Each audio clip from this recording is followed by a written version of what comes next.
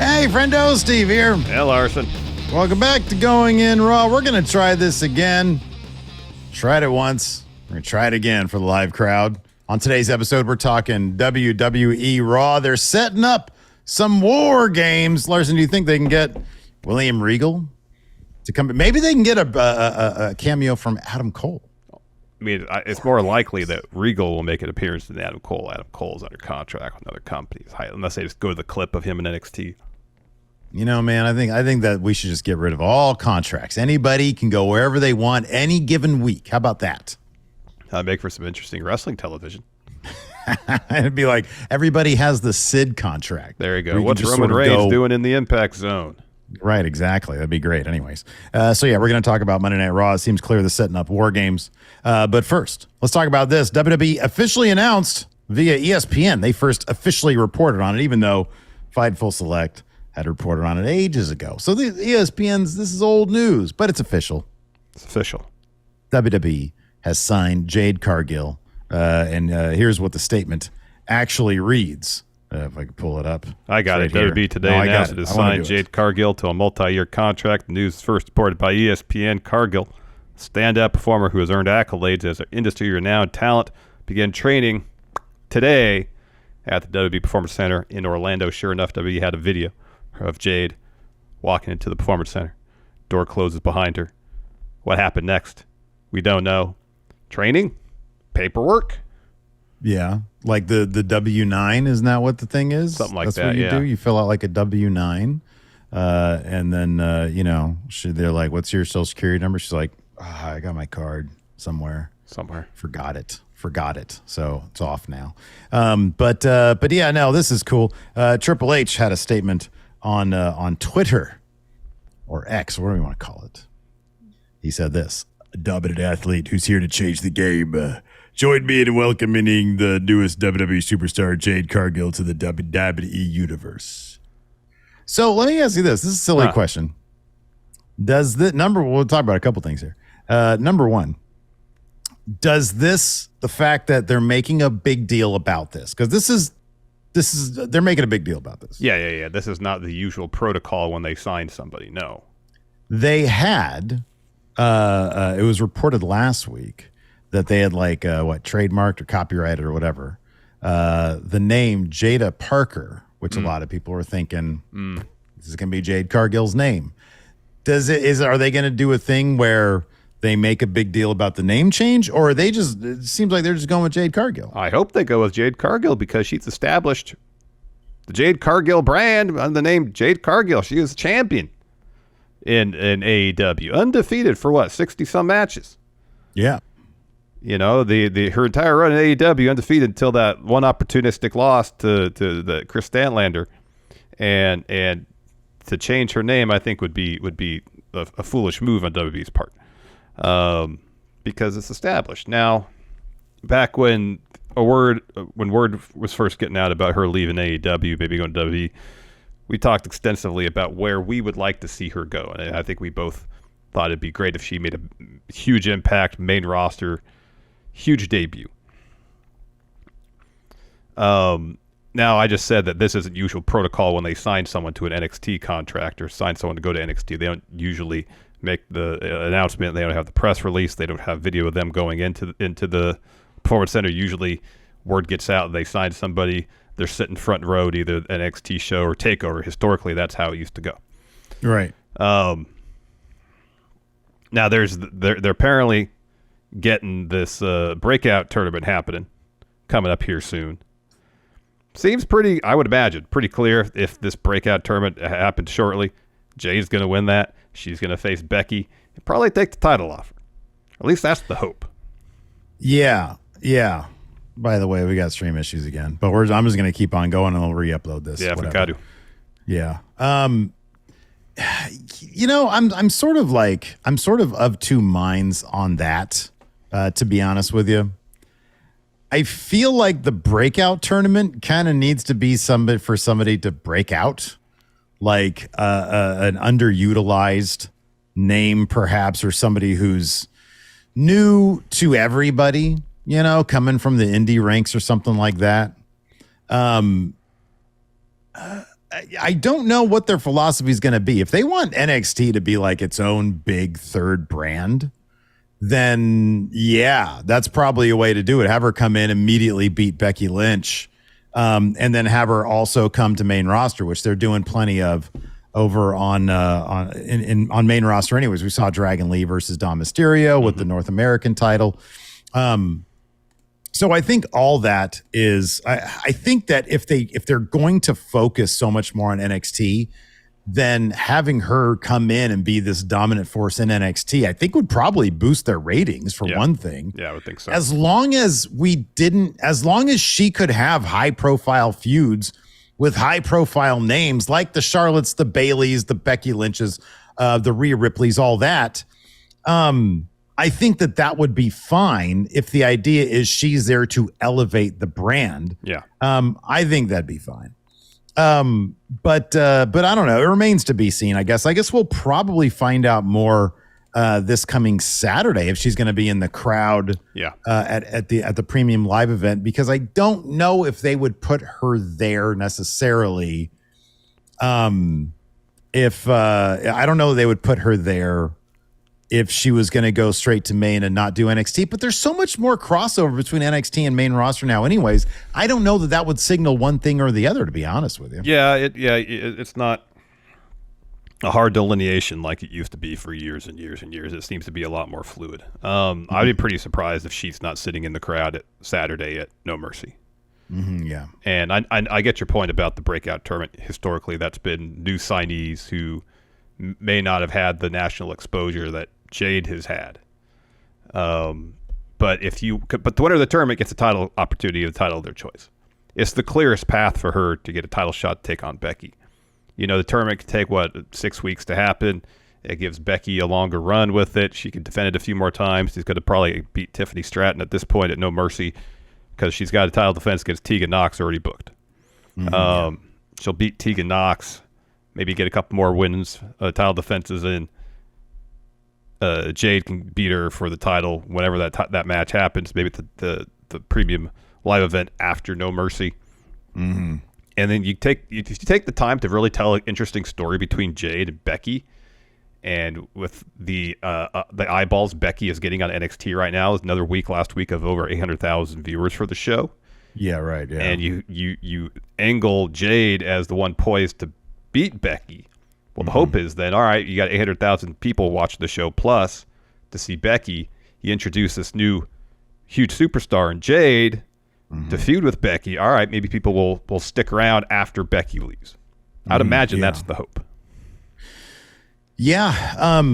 The other negative I could see, and here's the thing, I think they're clearly going to treat it like $1 million, and and at this point, I do have trust in that Triple H knows what he's doing. I mean, I do think that our conversation yesterday during the news brief about, especially Boogs, saying when Vince was removed, my career was dead.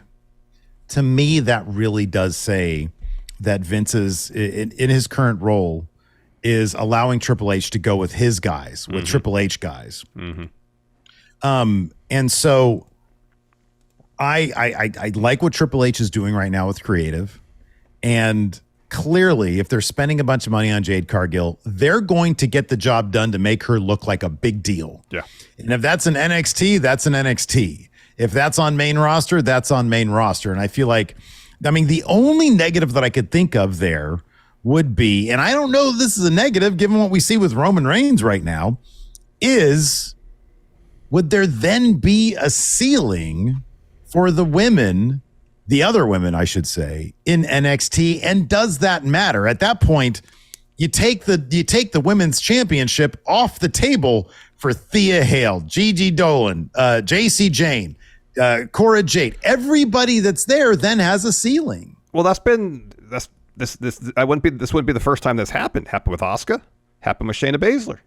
Where both of them, I know Shayna's title reign was broken down into 2 reigns, but both of them had long title reigns with that women's title, where it just seemed like, all right, whoever's next in line to face them is just going to lose. They'll have a 2-month feud on to the next contender. So there's precedent for that happening in NXT, especially with the women's title. With this situation, though, I wonder if it would be, I mean, look, over the past year, there's been multiple times when, as crazy it is to say this, people thought Roman was going to lose. Mm-hmm. Going back to Clash of the Castle, Drew McIntyre. I had been convinced that he was going to that Drew had a good chance at winning. A good chance. Win, I don't know about for sure, but I think I put channel points on it, but that doesn't mean anything. I thought that there was the possibility Drew could win. Yeah, I never thought it for Sammy. Never thought it for Kevin Owens. I did think it for Cody at WrestleMania. I think a lot of people did. Yeah, thought it for Cody at WrestleMania. I don't think anybody's thought it since then. Cody at WrestleMania. Yeah, but I wonder if it would be so difficult, because the thing about Asuka during her reign, number one, it's not like her competition was all that great. Like the Horsewoman had already left. The competition just was. I don't know. I don't remember. Bayley was still there. Yeah, Bayley was on the cusp though. There was Bayley. She was not there for a long time. No, while Asuka was there. But Ember Moon was there. And she was the closest. Yeah, she was the closest. Yeah. But beyond that, like they had to bring in Mickie James to challenge Asuka. Right. This is a situation where we would all as fans understand Jade ain't losing that title. Mm-hmm. And so I think that compounds it a little bit more. Before it was like, oh, who might take it off Asuka? Now it's going to be like, should they introduce a mid-card title? Which I think they should. Yeah. But should they introduce a mid-card title so that everybody else can actually fight for something? And NXT's really good at booking their stories. Yeah, that would be my retort, is that NXT is pretty good at booking stories. People are involved outside of titles. Yeah. They're pretty good with that. So, yeah. So I don't know. I mean, right now, everybody except for like the U.S. title in WWE and the women's championships, because they're cursed. Now, literally in kayfabe, they're cursed. Oh, the tag titles. Yeah. Those get passed around. But otherwise, Gunther's had a long reign. So it is sort of, the precedent you're speaking of isn't just what we saw in NXT before. It's across the board right now. Triple H's philosophy, yeah. But then people thought Gable might have a chance to beat Gunther. You know, as long as you can build people up so that it's like, okay, this person has a chance, and you do that through good storytelling. Mm-hmm. If they can accomplish that, then I guess having Jade be a dominant champion would work. And here's the thing that I really want to see them do is have Jade involved in all the stories that all the other women are getting involved in, because AEW never dies. Man, there are some crazy takes on Twitter, Larson. Let me tell you what. And I saw one today that said, it's laughable that anybody could think AEW fumbled Jade Cargill. I saw that. Yeah. How do you not think that? Larson, she had how many wins in her streak? 62. 62. And who got the rub from that streak? Who really, truly, actually benefited from that streak? Who actually bested Jade Cargill at her top, at her best?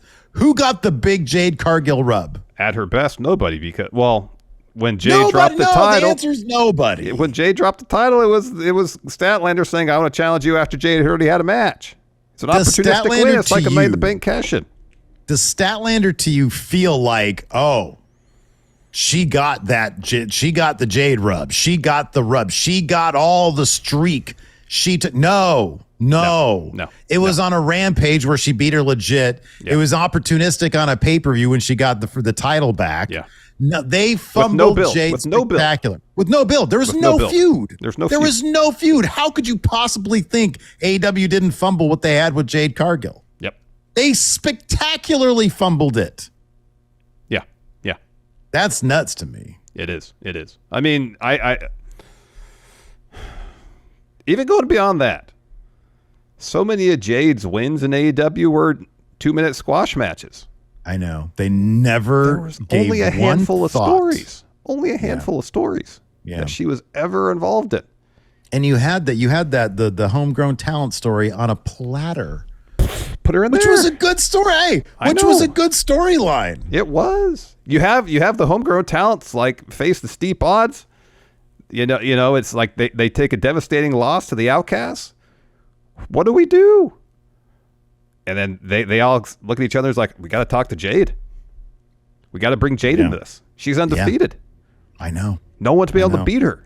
If we have her on our side, then for sure will best the Outcast. And so you get the story of them trying to recruit Jade, trying to bring Jade in to help them in their efforts against the Outcast. And you have the Outcast maybe trying to get in Jade's ear. You don't want to get involved in this. It's none of your business. You got this winning streak you're on. You got this TBS champion. Just focus on that. We'll take care of our business. There's so many stories you could have told there. They didn't do any of them. Not a single one. Yeah. DJ Fluffy, is that the name here? Says Jade losing like that was like Goldberg in the cattle prod. It was. They fumbled Goldberg's streak. They did. You cannot claim otherwise. Yeah. Yeah, I remember when that happened. And I like Statlander. I think she's a terrific wrestler, by the way. A terrific in-ring wrestler. But I remember when that happened in the pay-per-view, you and I are both like, this is how they're doing it? I know. And the other AEW fans going crazy. It was like, oh, Statlander's back and she won the time. No, man. Nobody benefits from that. No. You had something special. You had once in a generation presentation with Jade Cargill. If nothing else, you've got that. Yeah. And they absolutely fumbled it. You know. Oh. I'm not saying they fumbled everything. The AEW's had plenty of success stories. Look at MJF. Mm-hmm. Jade Cargill, that's a fumble. That was she used them as developmental to get to WWE. And that's on them. That's not her. That's on them. Yeah. Yep.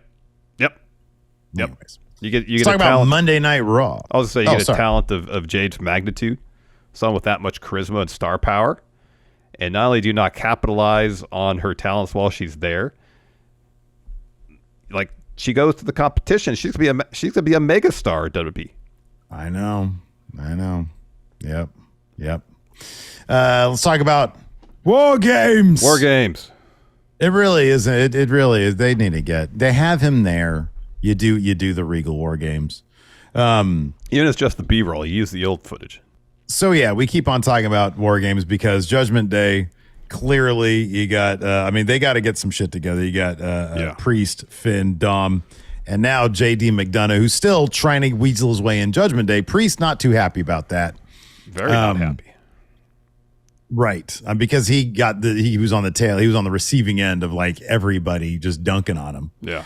And then of course he got Jay, Cody, Sammy, and Kevin Owens, who lost their tag title rematch last night in a very Attitude Era-esque finish to Monday Night Raw. It was a fun match with just people coming down. It was a fun match. It was a wildly fun booked finish with the brawl and everything. All it needed is AI Regal saying War Games. I know. But I suspect we're going to get that probably because Fastlane is in a week from Saturday. And then we got the Saudi show early November. So we got another month and a half of teasing and building to a 4v4 War Games match. Right. So basically what has to happen is, to a much stronger degree, I think Jey Uso has to ingratiate himself to like the Cody and the Kevin. I think Kevin. Basically with the Kevin, not Cody. Yeah. And then of course on the other side of things, JD McDonough is in a giant hole with Damian Priest. Yeah. And he's got to get himself there in Judgment Day, and then we'll get our War Games match. It seems like that's probably the case. Although Cody for the third week in a row. Like he wants to talk about Jey Uso on Raw. It also seems like he's trying to find a way to tell everybody that he's getting traded to SmackDown. He had a blue tie on last night. He did have a blue tie on. I noticed that. And he's trying to find the right time and the right way to say, oh, by the way, I brought Jay here. Bye, everybody. You're all going to have to deal with this. He's doing the politician thing where he said no new taxes, but here's the thing: we can't pay for this stuff without new taxes. Yes, and he's learning how to do that now. He's greasing the wheels, lubing them up so that he can let them all know as smoothly as possible. Slide right on through when it's time to go. Right, exactly. A gooey Cody Rhodes sliming his way to SmackDown. Yes. And he knows what he's doing. But it seems like there might be somebody else in the waiting for Cody Rhodes, and that's heel Drew McIntyre. I'll be honest with you, I thought it was kind of damn funny that you have the Viking Raiders come out and basically murder Xavier Woods. Kofi Kingston's like, oh my God, and instead of Drew being like, hey, that's really violent. Maybe I'll hang back. Nah, man, bang. You're gonna get distracted by that. I'm gonna give you a claymore. Yeah, yep. And then when Ivar comes in the ring to start attacking Kofi, Drew looks down, kind of shrugs, walks off. I really wish TV would have captured that moment a bit more because we only got like one glimpse of Drew doing the shrug. I wanted to see a little bit more. But that sort of speaks to my point that I made a couple times over the past couple of weeks with the show, is that I really like that this is an organic heel turn for Drew McIntyre. And it's not, and we saw it since he got back.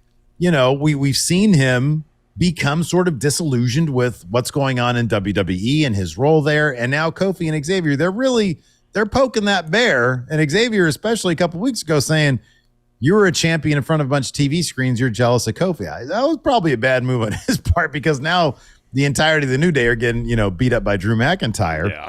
And, but it also seems that maybe Drew has a thing about Cody Rhodes. Talked about hard times last night. It was brought up in the Miz TV segment. Yeah. He just seems like he's in a grumpy mood. And I don't know how this Cody Rhodes thing is going to square itself, but it seems like that's the direction they're headed. Yeah, it could be. I mean, it could be a variety of things. It could be Cody's the new guy. I know he's not that new, but he's the new guy that you could make the case took Drew's spot as top babyface or number 2 babyface on Raw. Cody's the guy that brought Jey Uso to Raw. Drew has a serious bone to pick with that, and could confront Cody over that alone. It seems to be a myriad of issues that Drew could have towards Cody that could lead to them, engaging in fisticuffs at some juncture. They could, and I don't know if they would necessarily, but they could play off of the fact that they have similar career or had similar career trajectories. Yeah. They both left. One got fired. One requested his release and was released. Made a bigger name for themselves outside WWE and then came back in a pretty spectacular fashion. Cody came back at WrestleMania and was given everything. Drew could make the case. I had to go through NXT. It was a brief time, but I had to work my way back up. I wasn't just welcomed back with open arms. Yeah. I think there's probably other stuff that's more fertile that they could use, but that is something they could potentially reference. I don't like the bitter stuff, and I don't think the bitter stuff is really going to play well with Drew. I just like that Drew might have found that, you know what, to succeed, I need to not be, playing frenzies with everybody. I got to go back to looking out for number 1 because I'm nowhere right now. And I was champion, but I was champion in front of TV screens or in the empty performance center, and that sucks. And so, and I like this version of Drew is menacing. Yeah, like it's kind of scary to see him in there these days, as a character, and the disregard for Kofi when he's just, oh man, my buddy's getting shanked out there. Yeah. And then Drew's like, I don't give a fuck. I'm going to claymore your ass, and then you're probably going to get beat up too. Yeah, no, he didn't care about that either. We finally got another Nakamura Seth Rollins bout. This one's happening at Fastlane, and it's going to be per Nakamura's request. Last man standing. Seth kind of realized he got with all that after Nakamura stated that's what he wanted. But then he's like, when I'm 100%, I'm the best in the world. At first, he seemed a little tore up about it, but he's like, whatever, I'm best, so I'm going to win anyway. So I think he's right. Nakamura, I don't think stands much of a chance to win here, but the fact that it's a stipulation, that means Nakamura is free to do whatever he wants to do to destroy Seth's back. Hopefully, there's just more drama involved in the bout itself, which will, Rollins is going to retain. He's not dropping that belt anytime soon. So, I mean, it should be an interesting stipulation, but after Seth wins this, you got to assume that Nakamura's he's got issues with Ricochet still, according to Ricochet. That's probably what's next for him. Yeah, that could be. I mean, Ricochet's a bit of a step down, but yeah, we'll see what that. Man, all it boils down to, and we see this across the board, and that's why Raw is pretty enjoyable these days. Is just the stories are better. They do such a good job of they do. Triple H has done a spectacular job with his depth guys. He really has. When you think of where the Viking Raiders were like a year ago, it was like nobody gives a shit.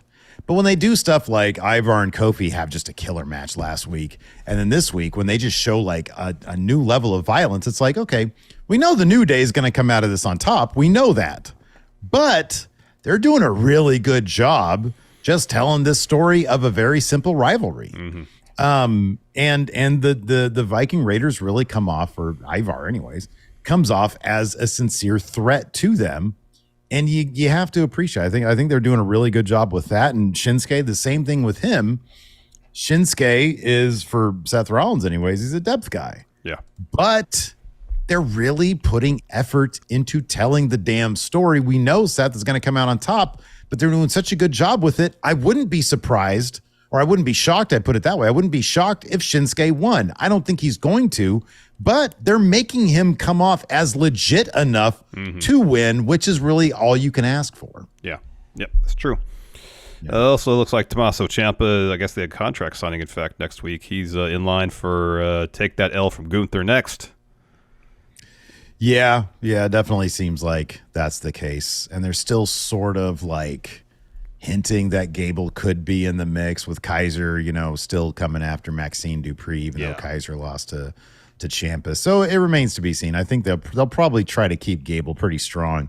So maybe they can circle back around to him if they get the kind of reactions I think they want out of him. Yeah, that remains to be seen.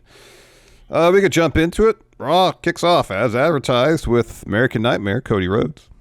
Oh, yeah. Steve was happy with how the show started. Super happy. It's like, imagine going to Walmart every week and Cody's greeting you. You're going to have a great Walmart experience. You know what I mean? It's going to be like the best. No, you don't think so? No, but I also don't shop at Walmart. It's like that time I was at Walmart and that dude had that fat ass in the basketball department. I was waiting for you to bring that up again. I'm glad I popped you with that one. Yeah, I remember that. You made such a huge deal about that. I was waiting for a reference to that. He did his squats, man. I'm telling you, he did his squats. That's what I'm saying. Squats are important. Do some squats. Do some split squats. Yeah. You get a fat ass if you can do squats. You work those glutes. Yeah, you get a fat ass. Absolutely. Yeah, totally. Anyways, he shows up. He says, welcome to Monday Night Raw. Jack Harwood. I was watching it all. If you'll indulge me, I'm going to turn my back on the camera. Did you say goat? I want everybody to see my fat ass. Yeah, there we go.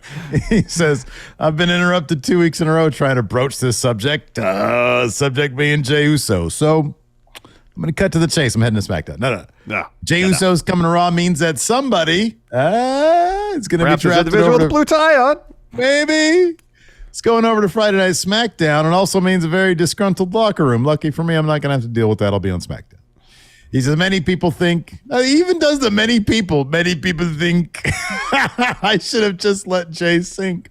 He says, that's not me. It's not me. Jey Uso and I are not best friends, and perhaps there's other reasons I would want Jey Uso here. Something tells me we're not in the third inning anymore. That's a reference to Paul Heyman. Yes.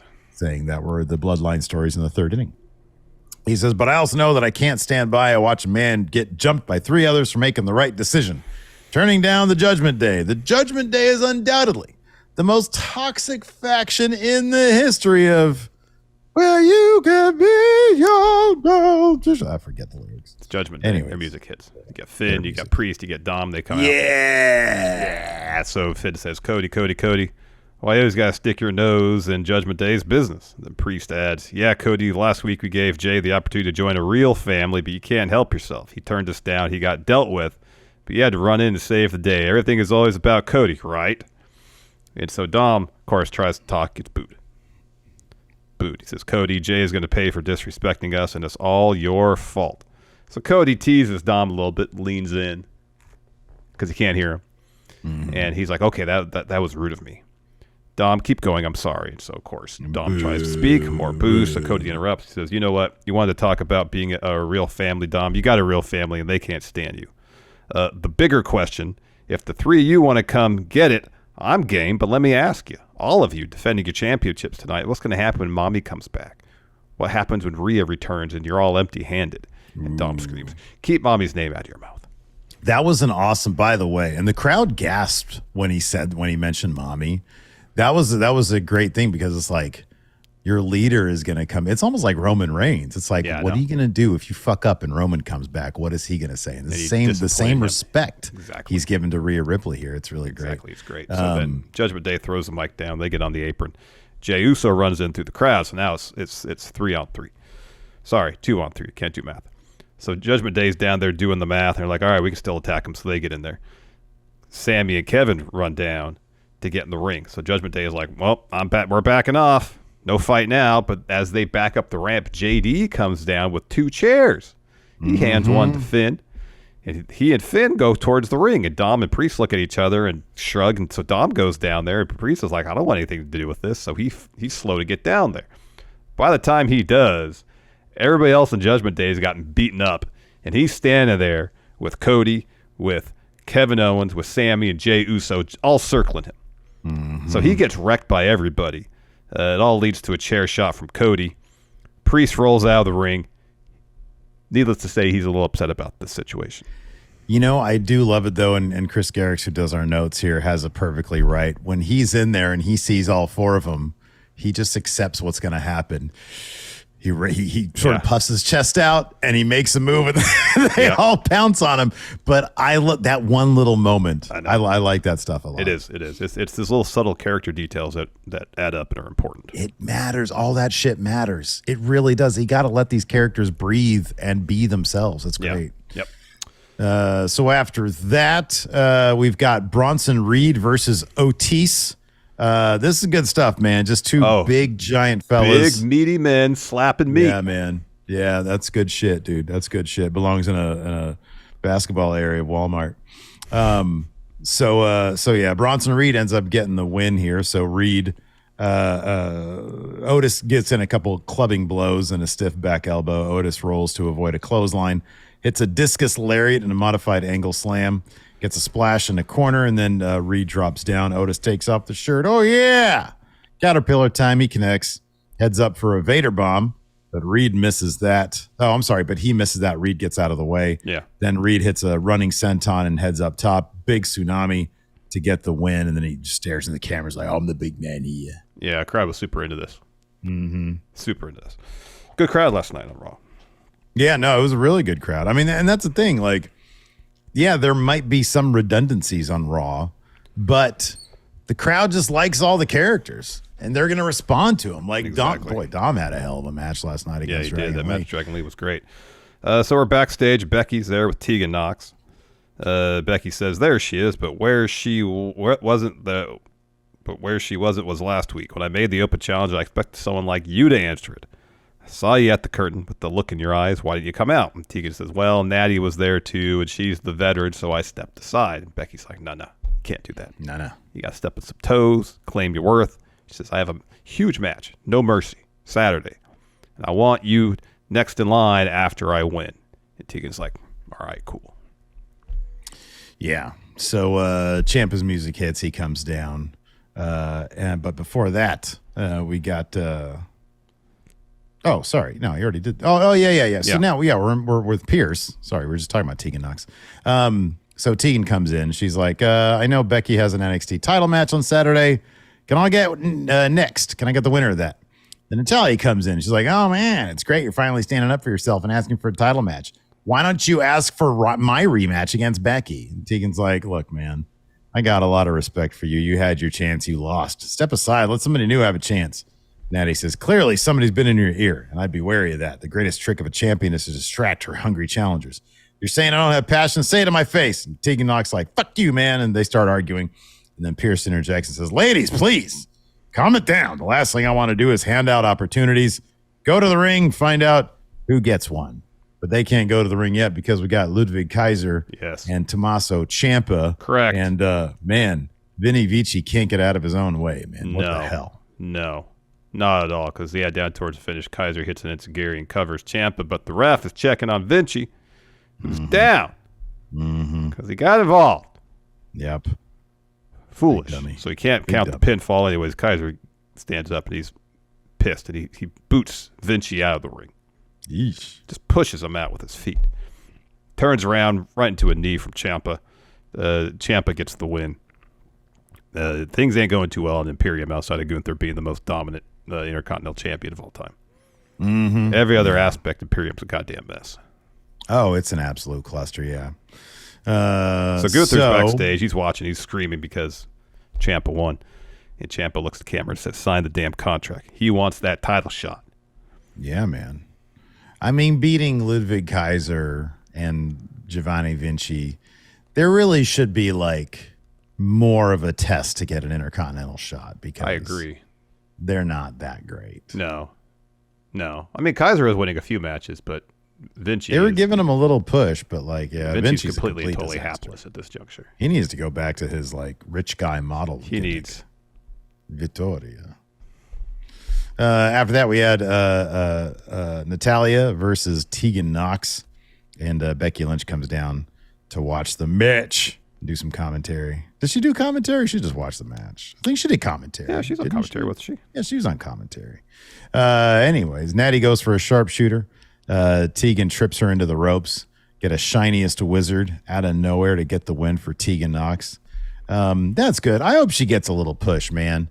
Remember, like Triple H seemed to be really high on Tegan Nox. Yeah, and I think she's really good. Back to back, just awful knee injuries. Yeah. You know, and it'd be good to see her because she's been on main roster for a while. Mm-hmm, yeah. Got released, came back, and you know, basically her whole tenure on main rosters, they never really did a whole lot with her. So nope. It'd be good to see her utilized because she's really good. Yeah. So we're backstage. There's Finn. There's JD. There's Dom. They're arguing. Then Priest storms in, and this gets right in JD's face. And JD was like, "Look, it was 4-on-1." And Priest says, "Shut up! Enough! I don't care who you're friends with. You aren't in the Judgment Day. You're never gonna be in Judgment Day." And he curses at him. He just starts yelling at him in Spanish and says, "Get out!" Mm-hmm. And so JD lowers his head and says, "Okay," and he leaves. Yeah. After Priest like headbutts him, basically, screams "Now!" And so Priest turns to Dom and Finn and walks out. And Dom and Finn both are like, "Oh gosh!" Like Finn looks. I love when Dom does it. Finn looks over at Dom and he goes, "Like I am not. Don't look at me. I haven't. This is just. I'm doing my thing, man. Okay." Yeah. So after that, Seth Rollins introduces Monday Night Raw to the audience, who they've already been sitting there for an hour. So this is kind of long. So he says, he does a spiel, and he says, "Shinsuke, for weeks I've called you out, asked you for your rematch. You've ducked me, duck, dodge. And then he says, the time for games is over. Right here, right now, we're getting an answer. If you don't accept my challenge for rematch, I'm pulling the opportunity. We're moving on." He says, "There's a million capable and willing talents in that locker room that want to fight. So Shinsuke, this is your last chance. The floor is yours." Deal or no deal. Deal or no deal. So Shinsuke shows up in another video package, and he says, "Seth, name the time, name the place."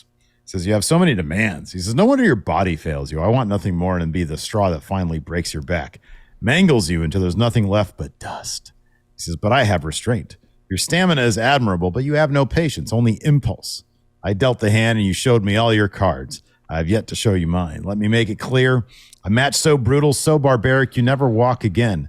A conclusion so humiliating, your daughter will be too ashamed to look at you." He says, "This is your last chance to fight, last chance to hear your song, last chance to be called champion. I will stand tall while you never stand again. I accept your challenge. Seth Rollins ends at Fastlane. Last man standing." It's really cool promo. It's good stuff. Yeah. Really well done. So Seth like slowly takes his glasses off and he's like, "Oh, shit, I fucked up." And he goes, "Last man standing, huh? No pins, no submissions. It's a straight up fight until one of us can't answer the 10 count. 2-man walk in, only one walks away. I got to admit, I think Nakamura played this perfectly. Got the match he wanted on his terms, played it perfectly, but he made one crucial mistake. He thinks my broken back is a weakness. He thinks he'll exploit that weakness and beat me so badly my daughter will be ashamed to look at me. This back isn't a weakness. No, for me, it's a strength. The only way my family will be ashamed of me if I don't give it every single thing I've got. They know I love them, but they also know I love this. So you think I don't know every time I step in this ring? Maybe the last time I do it? Think I'm going to give anything less than 100% knowing it could be my last match? My 100% makes me the best in the world. My 100% makes me the world heavyweight champion. You want to get crazy? Seth versus Shinsuke Nakamura, last man standing. You got it right. Only one of us is walking out of there, and it's not going to be you. It's going to be Seth freaking Rollins. Yep. Yeah, good stuff. After that, Jackie's backstage with Ricochet. He's got he's rocking some crutches. She's like, when are you going to come back? And he's like, I don't know. He says, I'm here. I'm here, but I'm in crutches. I don't know. I don't know. He says, I can speak to the people who support me and guarantee them I will return. It'll take more than this to keep me down. Let me make one thing clear. It doesn't matter who wins last man standing at Fastlane, whether he walks out champion or not. I have unfinished business with Shinsuke Nakamura. It's like, fool, he's going to wreck you again. You better watch out who you're picking fights with. I know. This is leveled up Shinsuke Ricochet. I know. Then we had NXT North American title match. Dom Mysterio taking on Dragon Lee. Boy. A star-making performance for Dragon Lee here on Monday Night Raw. My God. And, hey, man, this whole run with Judgment Day for Dominik has been like, okay, let's see what he can do in the ring. Let's develop. Man, I know Dragon Lee's like a top-level guy. So that helps things. Yeah. But, man, Dom kept up with him. Definitely. I thought this was probably Dom's best match. Yeah, I think so. I think without a doubt. It was really, really good. Finish saw Dragon Lee hit a Liger bomb for a 2. So Lee heads up to the top rope, but Dom cuts him off. He heads up too, but like Lee catches him and hits a double stomp in the corner. And then Lee ends up getting crotched over the top rope by Dom. Dom heads up top, hits the frog splash to get the win. A clean win for Dom is pretty huge over a talent caliber of Dragon Lee. No, I know. I mean, he's an NXT guy, so he should win. But I'm glad they didn't just – I'm glad they're just not having Dom, like no matter who it is, Dom just wins, through Judgment Day shenanigans. This was a good win for him. And I like you got to pepper in some clean wins to kind of half legitimize the guy having the title, Yeah, exactly. So I like that. I thought it was awesome. It was. So then we're backstage. Jackie's interviewing Kevin Owens and Sami Zayn. She asked, about what happened earlier tonight with Cody and Jay. Kevin Owens says, earlier certainly was not about helping Jey Uso. All Jay did prove last week is that he wasn't with Judgment Day. Tonight, though, is about getting her hands on Judgment Day. And Sami agrees and says this isn't about Jay or Cody even. It has nothing to do with Judgment Day either. It has to do with two guys who started doing this as kids together, two guys who started at the bottom and worked their way up year in and year out to finally make it to the top and win the tag titles at WrestleMania. Main event, no less. Together.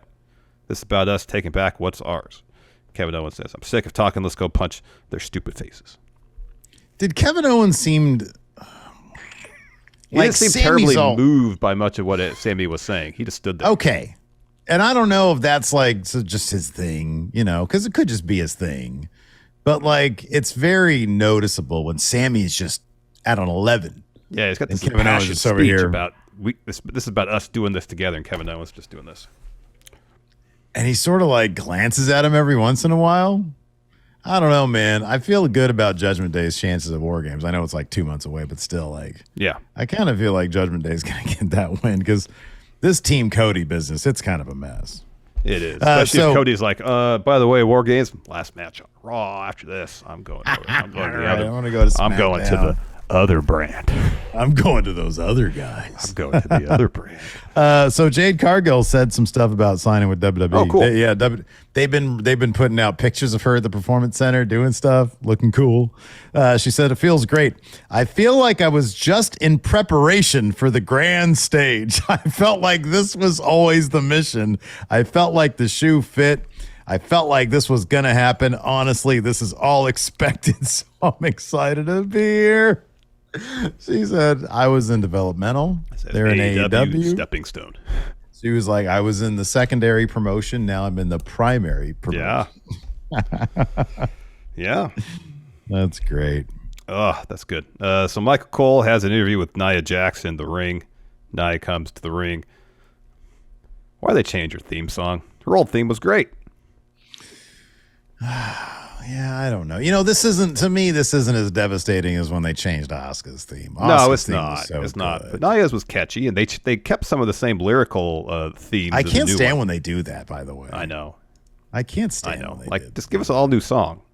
Asuka's theme is like da-na-na, da-na. I know. It's the Killer Tracks version of Asuka's theme. Yeah. I was like, what? Where? No, say. I know. So anyways, So Michael Cole's asking why she's targeting everybody. Nia says, sorry, I wasn't paying attention to you. I'm Nia Jax, baddest human in all WWE. They thought it was going to be Rhea Ripley, the most dominant champion. Male or female, I squashed her. They thought it was going to be Shayna, squashed her too. Zoe, Raquel, Piper, Chelsea, all squashed. Put anyone in here with me and I'll squash them. You know why, Michael? Because I am Nia Jax, the baddest human. So Zoe Stark interrupts. She comes to the ring. She gets right in Nia's face. She says, you squashed me. Congratulations, but you did it. My back was turned. I dare you to do something right here, right now, face to face. Come on, Nia. Come on. Do it, Nia. Come on. Come on. I got you. Do it. This was great for Zoe. It was to the point. Oh, this is awesome. She came in here, was effective. It was awesome. Yeah, it was great. Too bad she lost, though. Zoe, that is. They have a match next. I mean, a good moment for her. It was a great moment for her. She's standing up to Nia. Yeah. The story never ends. You gotta build your way up there. You can't just immediately be a badass. You gotta take your lumps. Yeah. Yeah. And this is certainly a lump here for Zoe Stark. She hits Nia Jax hits a bonsai drop to get the win here. Annihilator is what she's calling it. Oh, that's right. Annihilator. That's a good name. That's a good name. pun. It's got a good pun there. Annihilator. Yeah. Right. Anyways, after that, Byron's backstage. Go get you. Byron's got a great suit on last night. Oh, spectacular suit. Blue. It's like some pink, cool pattern tie. Anyways, he's got Jey Uso there with him, and he's like, "Hey Jay, why didn't you join Judgment Day? Could have been Judgment Jay." And Jay's like, "Man, no group, Saxon." He says, "I ain't joining no emo bands, no groups, and especially not Judgment Day. Cody took a chance on me, so I ain't gonna do him like that. Seeing how Judgment Day roll every week, that ain't my kind of people, Sax. You know what time it is." And Byron's like, what about Kevin Owens and Sammy? He's like, "Owens, if we have beef, it is what it is. Sammy's still my dog. If Judgment Day try those little moves and try something, I'm going to keep my eyes on him real close tonight." I like how Jay all these backstage promos he's always. This guy is just eyes in the back of his head, man. He's like, "The fuck? What? You? Huh? Huh? Yeah? Huh? Yeah." Next, we got Miz TV. At least Drew McIntyre's on with them. God. Before that, though, Finn's backstage. Dom's there. He's icing his head because he took that corner dropkick that Dragon Lee hit him with. Looked like oh, my God. Yeah. Looks like Dragon Lee's been getting some pointers from some of his brother Roosh about how to do those corner dropkicks, huh? Yeah, lay it in thick, man. Yeah, the bull's horn. So, anyways, Finn's like, "Hey, good job." And Dom asks where Damien is, and Finn says, "Oh, he went to cool off." And so Finn says to Dom, "Hey, we still have a lot to take care of tonight. Ice that head of yours." He's already got like a lump poking up there. Yeah. Then we got Miz TV. Of course, Miz does his usual spiel. He introduces Drew. Drew comes to the ring, and Miz says, "I know you got a lot of pent-up frustration, so take that out on Kofi tonight. But I want to know I want you to know this is a judgment-free zone. You can speak freely." And Drew just says, "Do you actually have any questions?" Miz says, "Let me explain. I'm on your side. I commend you for throwing Jade to the wolves. Would have done the same thing. You want a question? Why would a bold Scottish warrior leave Jey Uso to be beaten down by Judgment Day?" And Drew says, "I want to make one thing clear. Absolutely nothing like you." Miz goes, "We're a lot alike." People did expect you to abandon Jay, but you did, and that's a very Miz move also. We both know we've been the backbone of this company, work harder inside, outside the ring than anybody else, and we become champion only to lose it. You were the unwavering, unbeatable WWE champion, Drew McIntyre. Then you weren't. Then you got a chance of a lifetime to Clash the Castle in front of your people. To win it all again, what happens? Bloodline happens. Who was front and center that beat you down? Jey Uso. So I think it's fair to say you don't trust Jey Uso because Jay also always does what's best for Jay. So when Judgment Day put the boots to him, and Drew just interrupts, his karma's a bitch. Miz goes, "Exactly. Jay made his bed last week, and now he has to line it. You know what? You're the Batman at WWE. I guess that makes Cody Rhodes Superman." Speaking of which, how'd it feel to be upstaged by Cody last week before he could answer? Yeah. New day. It's a new day. Yes, it is. So Kofi says, "Drewski, big Drew McIntyre. We didn't know you were cold-blooded like that. The Drew we know is not a coward like you showed us last week." And Woods is like, "For real. For years we've been calling you Big D, but as of last week, it looks like a little bit of shrinkage on your end. What's wrong, Drew? That sword you got acting like a little limp to get the job done?" And then Miz screams, "Big D and Massive Miz were having a conversation." And Drew's like, "Shut up, Miz. You expect Drew to save the day like always." He says, "I know you two were back there. Did you come out?" "No. Multiple people did nothing. The one guy who did come out, Cody, he wasn't doing it out of the goodness of his heart. It's his mess, Jay's here, and he wants to clean it up. Tonight, all I see is the actions of a hypocrite. Kofi says, Drew, you didn't do what you were supposed to do. He says, you should have helped Jay. And then Miz goes to talk to Drew, and Drew stops him. He's like, you remember all those beatdowns? Do you remember what Roman Reigns did to you two? You just forgive and forget? He doesn't have to earn the trust. And then Kofi says, no, Drew, remember it. Probably as clear as anyone. But he says, that was not the time. He says, he's here trying to make it right. And Miz says, oh, come on, try to make it right. And Drew says, shut up, Miz. You want to call me a coward after everything Jay did to you? You never stepped to him one time. Kofi says, we've been watching you. As sure as the sun rises in the east and sets in the west, Drew McIntyre is always going to do what's right. And we always respect you for it. And then Drew tells Miz to shut up again. And the bunch of shut up Miz chants, and Miz starts talking again. And then Drew just hits him with a Glasgow kiss. Yeah. So Miz is out of it. Miz's selling of it was hilarious. Yeah, it was. He was on the ground. He looked like one of those I fall and I can't get up commercials. So anyways, he says, I think the time for talking's over. Kofi, get in here. You find out what hard times are all about. Hard times. He mentions arms out of the Cody stuff. Yeah. So anyways, they start setting that match up. We go to commercial, and then we come back, and we got Alpha Academy. And Gable's like, you have nothing to be ashamed of. He's a load like you. He says, we'll get the tape and see what went wrong. And then Kaiser walks up. He says, Madame Maxine, that is exactly what I've been talking about. Take a look at you guys and take a look at us. We hold ourselves to a higher standard while your boys are celebrating losses.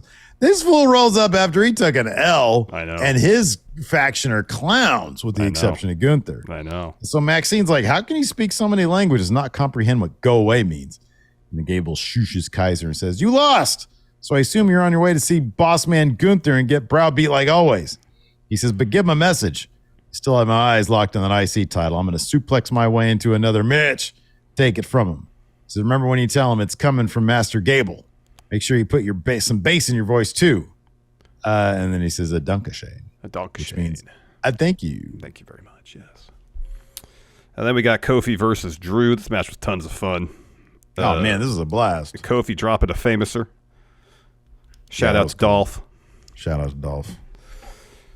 Not enough to get the win, though. So Kofi hits Drew with an SOS. Drew kicks out and hits Kofi with the headbutt. Then Ivar runs down and just wrecks Xavier Woods. Does the splash into the barricade. Woods is against that. So Kofi notices, but then Drew hits him with the Claymore to get the win. Yeah, man. No regrets no, there turn around, whoop-ha. So Ivar gets right in the ring after the match and starts attacking Kofi. Drew's like, it's not my problem. Leaves. Yeah. And then Ivar hits a massive moonsault on Kofi. You know, man, here's the thing. Doing the right thing is fine, but if it just leads to you losing all the time, give me doing the wrong thing, man. Wow. Yeah, that's right. Steve, confirmed coward. So anyways, after that, Gunther screaming at Vinci as Kaiser walks up, and Gunther screams, he says, I did not expect much today, but it was ridiculous. What happened out there?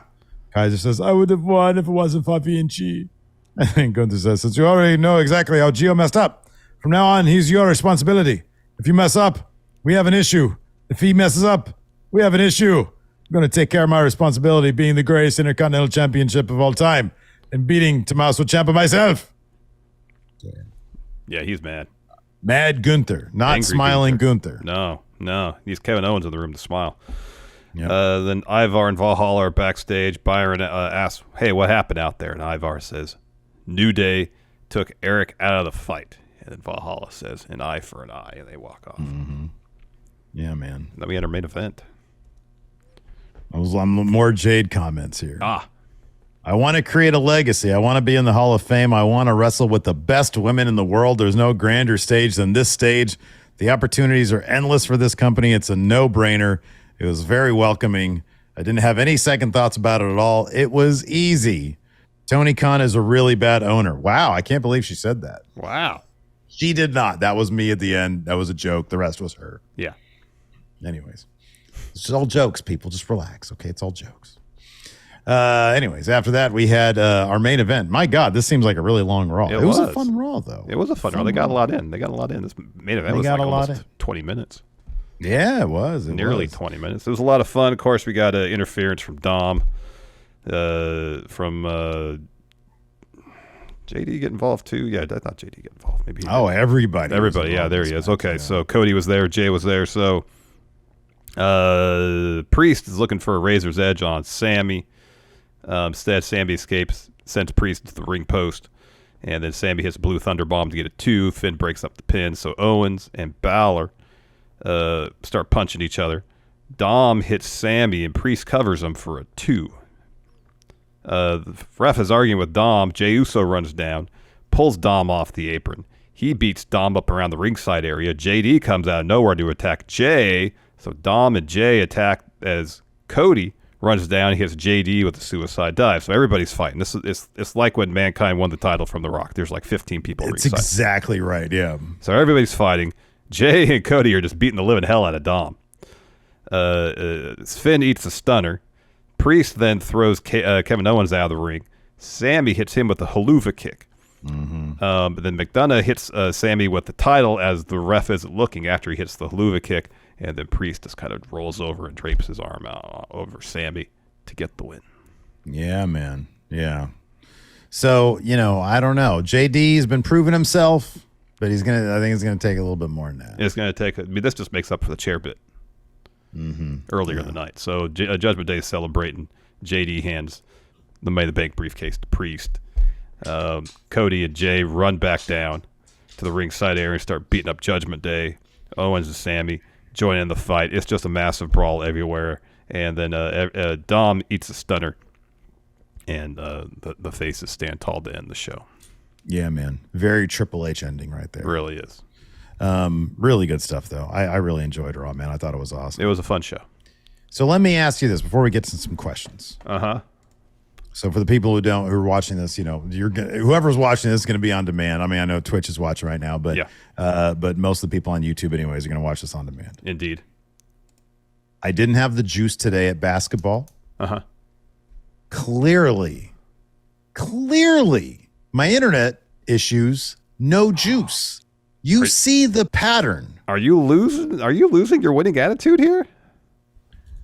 I'm saying from a matter of practicality. Are you pulling out a trivia tonight? Should I? No. I feel like I'm cursed today. Tomorrow I'll be fine. No. Today here's the thing.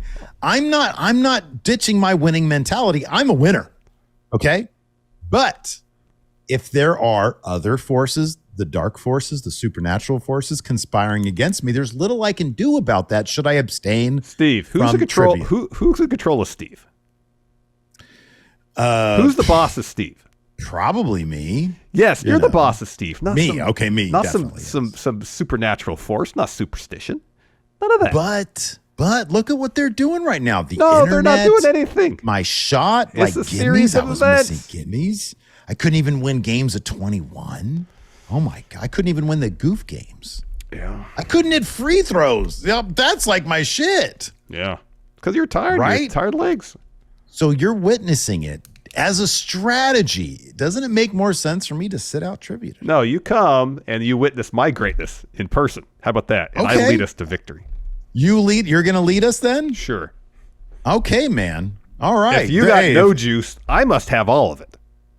Okay. That balances things out, no? Hey, look, man, as long as you take over as main character today, we need the main character to win, okay? All right, fine. I'll be an NPC today, all right? Secondary character. Study up on your presence. Oh, dude, got it. Lincoln, Johnson, presence. Grant, Hayes, Garfield, Chester A. Arthur.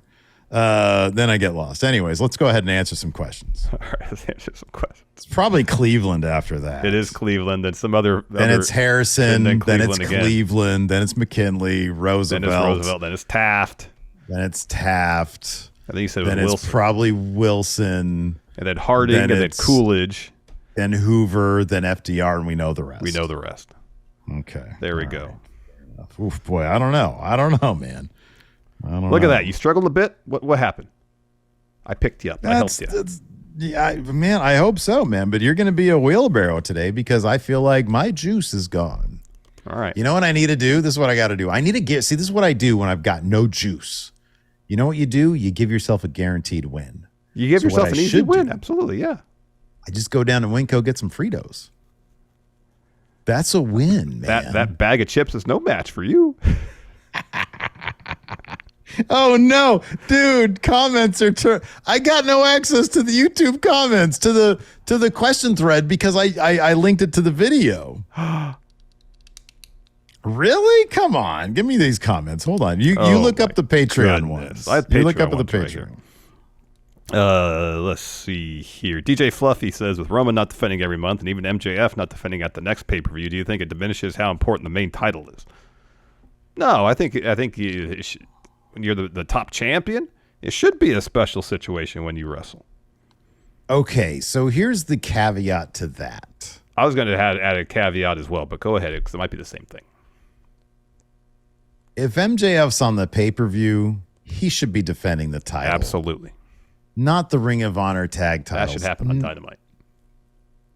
Yeah. That's the one, like, you're making your champion look like an asshole by having him defend the Ring of Honor tag titles and not the main title. I'm sorry, but that's kind of boo-boo. Yeah, it is kind of poop. Cursed Hawk here says, for someone who is supposed to be being built back up to be the one to dethrone Roman, why has Cody in the last few months only had one one-on-one match with Dom and has to be a side piece in another story? Cody's the straw that stirs the drink on Raw. Cody's the main character. What are you guys talking about? Cody's the main character, absolutely. Oh, yeah, 1,000%. Come on, give me some. I can't believe that man. Well, this is a great question here from B-Man. If you were given the choice of day and name, what day would you have chosen for Raw and what you named it instead? Like as an inception or the new TV deal? What was the, at its inception? What was the gritty, something like that, yeah. Yeah. Yeah, so on Bruce Pritchard's podcast, the original name for Raw was going to be something really stupid. Yeah. It was like low down, gritty. Low down. Something like that. Yeah, I don't know. It was I can't remember. bad. It was long. Yeah. Like right now, if they want to move it off Monday, put it on Tuesdays. Otherwise, just keep it on Mondays. I don't really care about Raw, whether it moves Monday, Tuesday, Wednesday, whatever. I want SmackDown off of Friday. That's what I want. Yeah, I agree. I want Thursday night SmackDown. One priority. Yeah, I agree. That's number one priority. Yeah, I agree. I don't want this weekend wrestling because that means I got to spend 4 to 6 hours watching wrestling on my weekend. That's my time. Yeah, that's Larson's time. That's Larson's time. That's my time. Exactly. I got to sit there on a Sunday, turn on SmackDown, and then Collision after it. It's like, no. Come on. Oh man, I don't want to have to work. Take notes. Let's join a bowling league on Sundays. That's I know. What I do. That'd be rad. That would be awesome. You know. Anyways, I don't have any questions. Do you have any more questions over there? Yeah, we got some more here. I got nothing.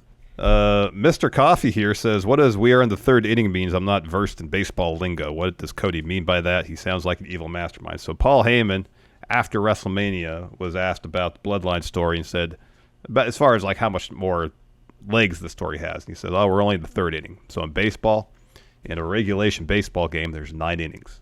Correct. So being in the third inning means they're only in the first third of the story. It's as if like the first act is done and you still have 2 acts left to do. Exactly. Yeah. So Cody's saying we're not in the third inning anymore means the story has progressed. That's what it means. Why are you wet, dog? You are all wet. Yeah. Did you get a bath? I went for a swim, Dad. Maybe. Got a bath, maybe. Disc Golfing Goon says, with Carmelo teasing an alliance with Lashley, do you think he'll lose his title to Ilya and then debut the following week on SmackDown? Thanks. No. He and Trick should help Lashley while Melo's still NXT champ. Yeah, I agree with that. I think that would be awesome if they were part of Lashley's faction and still doing stuff in NXT. Exactly. On the other end, do you think that like Trick is trying to establish himself as a dude? Like, you don't want to see him establish himself a little bit more? Well, here's the thing. They can be a cohesive unit on main roster, all the while Trick is still trying to establish himself, have his own singles career in NXT. Fair enough. You can have it both ways, I think. All right.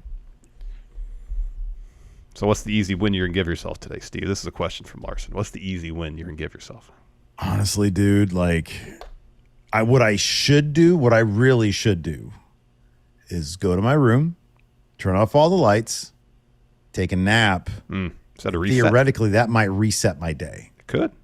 Yeah, because I feel like the sleep resets the day. So maybe that's a possibility. But, if I want to guarantee, look, I'll go to Winco, get some Fritos, some hot dogs, and then, You're guaranteed yourself a nap at that point, man.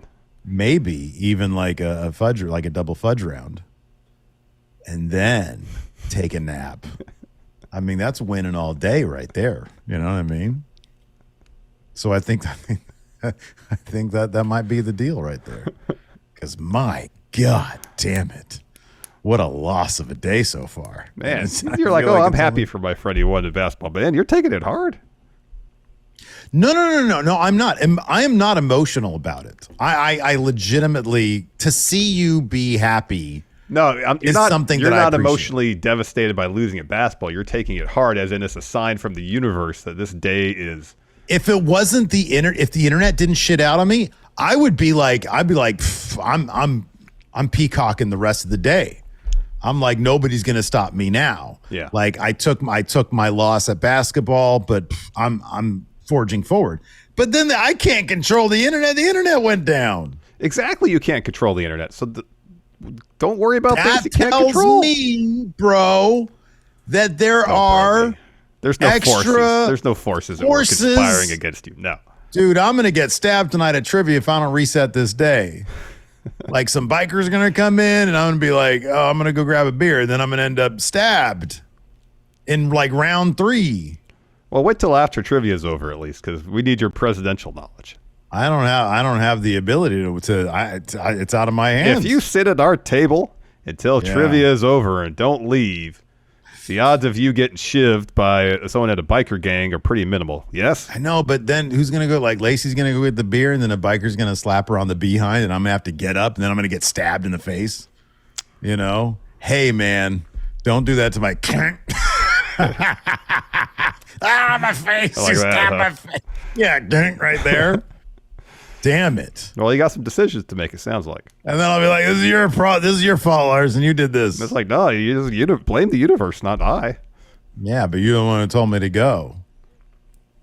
Dope says getting stabbed at bingo is nuts. Listen, Dope, this is an intellectual pursuit. Like winning trivia is essentially kind of like getting a PhD in total unified knowledge. Or a Nobel Peace Prize. No. If you were able to stay in school long enough and pay for anybody get a PhD. So even though technically speaking, from a technological standpoint, this episode was a complete disaster, I was more worried that earlier I was like, man, I need to play it safe today. Don't say anything that'll get me canceled. That's So I guess in that regards, so far this episode is a win. Win. So on that note, we should probably just close it down before my unfiltered face says something very All right, rude. goodbye, everybody. We'll talk to y'all later.